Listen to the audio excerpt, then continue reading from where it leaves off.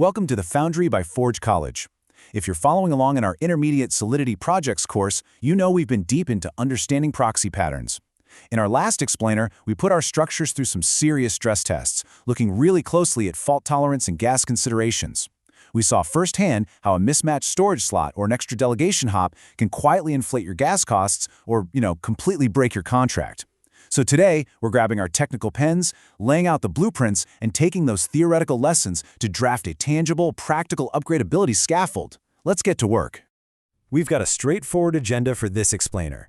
1. Drafting the blueprint. 2. Scaffolding the proxy. 3. Proving the delegation. 4. Verifying your trade-offs. And 5. The final inspection. All right, let's jump right into step 1, drafting the blueprint. Our overarching goal here is pretty specific. We want to compile a proxy scaffold, prove that delegation actually works in practice, and most importantly, write down a clear rationale that balances gas costs against fault tolerance. We need a really solid plan that specifies our exact proxy type. In this case, we're going with a minimal transparent-like proxy, along with our storage reservation strategy and our administrative flow. Moving on to step 2, scaffolding the proxy. Time to lay down the digital concrete.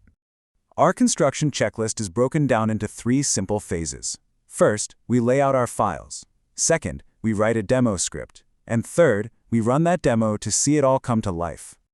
Now, before we write the code, let's talk about a really fascinating concept, the unstructured storage slot. Think of your smart contract like a building, and you need a very safe place to hide the master key, which is the address of your logic contract. If you just leave that key on the kitchen counter, say at storage slot 0, your logic contract might accidentally overwrite it later when someone updates a user profile. Not good. So instead, we use an unstructured storage slot. It's basically like hiding the key under a highly specific, mathematically randomized rock, like a Keccak 256 hash. That way, the logic contract will literally never accidentally trip over it. Okay, looking at our proxy contract's mechanics, this is our low-level foundation. We define that constant unstructured slot we just talked about. Then, inside the constructor, we use inline assembly store to securely tuck the implementation address away. Finally, we set up a fallback function using an assembly delegate call. This setup lets the proxy efficiently forward calls and return data without wasting any precious gas on high-level wrappers. Because let's be real, in Web3, every single drop of gas counts. It's raw, it's efficient, and it acts as the perfect invisible middleman. Meanwhile, our implementation v1 contract acts as the actual building structure. Since our proxy hid its master key far away, our implementation can safely go ahead and use slot 0 for the owner address and slot 1 for a standard value. It holds all the actual logic, an initialize function to prevent reinitialization, and a setValue function that's heavily guarded so only the owner can change the state. Let's move to step 3, proving the delegation. To test the plumbing, we use a simple script. It deploys the implementation, then deploys the proxy, handing it the implementation's address. Then we do a cool little magic trick. We attach the logic contract's ABI, its interface, directly to the proxy's address. We're essentially tricking our script into talking to the proxy as if it were the implementation. We initialize it, and then try to write a new value to the state. Let's use the number 42. And here is the absolute moment of truth. We fire off the transaction, the proxy receives it, delegate calls the implementation, borrows the logic, and updates the state. But if we peek at the proxy storage, did it actually preserve the state change? Yes, the console spits out 42.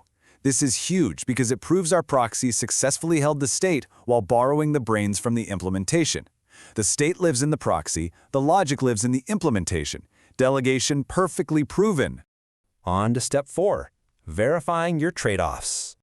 As engineers, we have to constantly balance the scales. On one side, we have fault tolerance. Adding explicit owner checks and isolating storage slots keeps our contract safe from catastrophic hacks.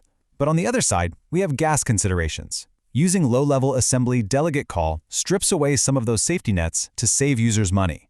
We literally have to weigh the gas cost of a runtime safety check against the gas saved by minimal forwarding logic. So here are the key design principles to live by.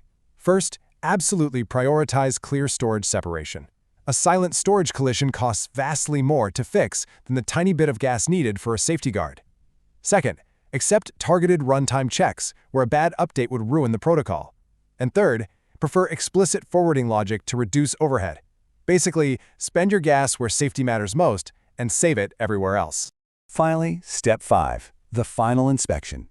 Here is the ultimate checklist for the project. You need a documented plan in a README, a scaffold that compiles without errors, a script output proving the delegation works, and a markdown rationale linking those gas and safety trade-offs. By the way, if you're taking this as a quest at Forge College, ticking off these criteria and saving the artifacts is how you actually pass the milestone.